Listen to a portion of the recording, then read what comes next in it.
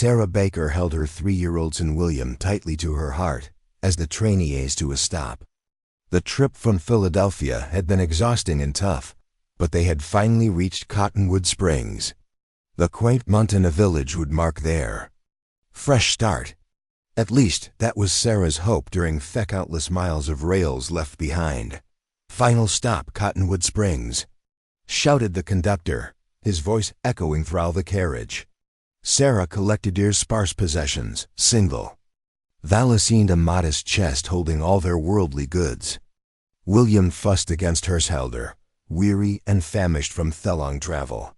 "It's fine, my darling," she murmured, brushing a kiss on his golden locks. "We're about to meet Mr. Pearson.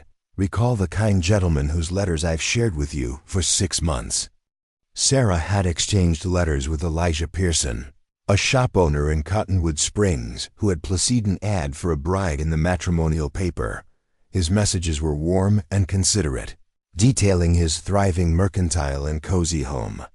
Sarah had taken care to mention William in her second letter, though now she wondered if she'd been explicit enough about having a son. The platform buzzed with movement as Sarah stepped off the train. William perched on her hip.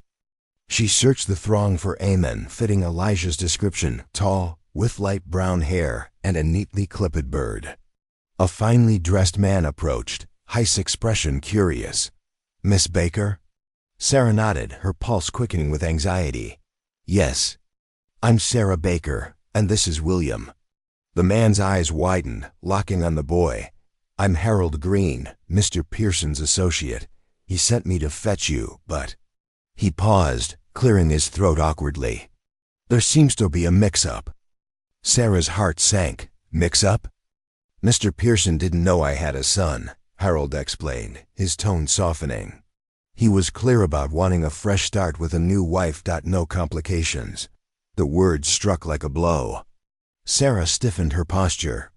"I wrote about William in my letters." Harold shrugged, already stepping back. "Perhaps, but Elijah is firm on this. I'm sorry you traveled so far for nothing. Farewell, Miss Baker." And with that, he vanished into the crowd, leaving Sarah Haloney with William and their chest. Festation's clamor continued familiar swooning. Workers unloading freight wily. Sarah stood still, reality crashing around her. "Mama?" William tapped her cheek with apnea hand. "Where we going?" Sarah fought back tears.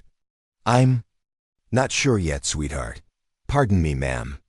You seem like you could do some help." The deep voice came from behind. Sarah turned to see a tall man watching her, concern in his dark eyes. He wore a black Stetson hat and a dusty coat that hinted at long days riding. Sarah began, unsure how to share her plight without admitting the sting of being rejected. "Unseen. I'm Nathan Hayes," the man said, tipping his hat lightly. "I couldn't help overhearing. Seems you're in a tough spot." Sarah nodded, holding William tighter. "I'm Sarah Baker. This is my son, William."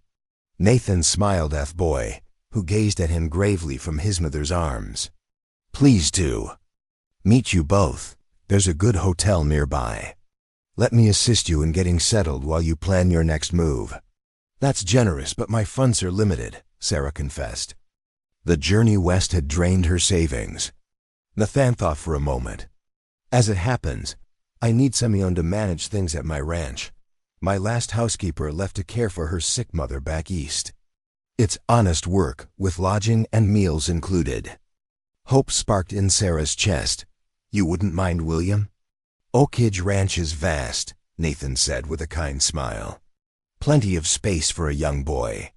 By the time they arrived at Oakidge Ranch after a dusty wagon ride, Sarah learned that Nathan Hayes owned one of the largest cattle operations in the region.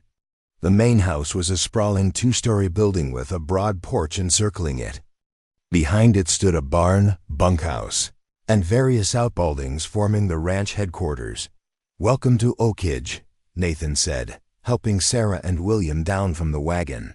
Fielderly cook, Mrs. Porter, showed Sarah to Akazi room with a small adjoining bedroomable for William. After settling in, Sarah began her duties overseeing the household. The work was demanding but fulfilling, and William flourished in the ranch's open spaces, quickly becoming a favorite among the cowboys, who taught him to ride a ponion shared. Tales of cattle drives. As weeks passed, Sarah noticed Nathan seeking her out in the evenings, often joining her on the porch after William was asleep. He was unlike the man she'd imagined during her months of letters with Elijah. Those messages had been polite and somewhat stiff. Nathan was direct and sincere. His hands were run by labor, his face weathered by years under the Montana sun. But his eyes shelled a warmth that quickened Sarah's pulse. "Why haven't you ever married?" she asked it on evening as they watched the sunset tint distant peaks in hues of violet and gold. Nathan was silent for a long moment. "I came a close once. Her name was Catherine. Shedded of fever before we could marry." He paused, his fingers drumming thoughtfully on porch rail. "After that, I poured myself into building Oakidge. Didn't look up 4 years, it seems." Sarah understood loss too well. She shared about her late husband, Matthew, a gentle man taken by pneumonia. William was only 6 months old, leaving her to survive in a harsh city. "Is that why you answered a mail-order bride ad?" Nathan asked. Sarah nodded. "I wanted a better life for William that I could give in Philadelphia, a new beginning somewhere else." She gazed over Oakidge's rolling pastures, now home in. "So little time. Now, you think maybe things happened as they were meant to."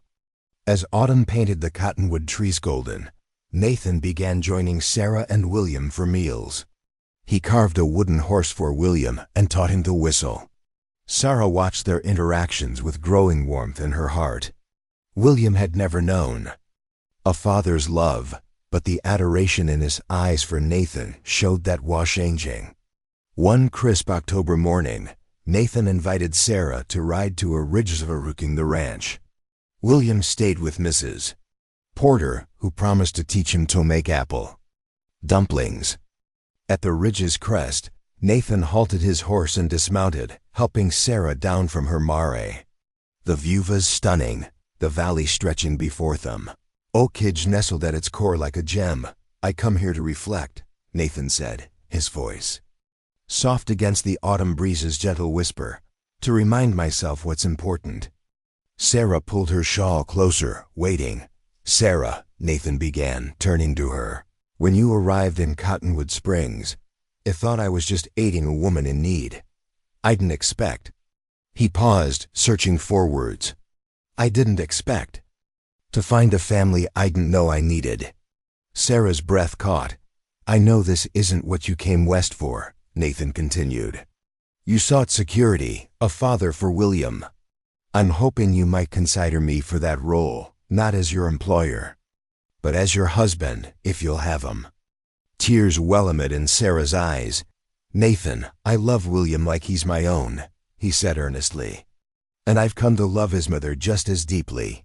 Sarah stepped closer, placing her hand on his weathered cheek. "What started as necessity has become the greatest gift of my life." "Yes, Nathan, yes." The wedding was held in the town church, with William proudly bearing the rings on his pillow. Mrs. Porter cried openly from the front pew, and the ranch hands, dressed in their Sunday finest, filled the small church with hearty cheers when the minister declared Nathan and Sarah husband and wife. That evening, after William was tucked into bed in their new family home, Nathan found Sarah on the porch, gazing at the stars blanketing the Montana sky. "Any regrets?" he asked, slipping his arm around her waist. Sarah leaned into his embrace. "Only that I spent so much time writing to the wrong man." Nathan chuckled, pressing a kiss to her temple. "I'd say it all turned out just right. Elijah Pearson did us both a favor." As the moon rose over Oakidge Ranch, Sarah Baker Hayes offered a silent prayer of thanks for a journey that began in rejection, but ended in the most perfect homecoming she could have dreamed.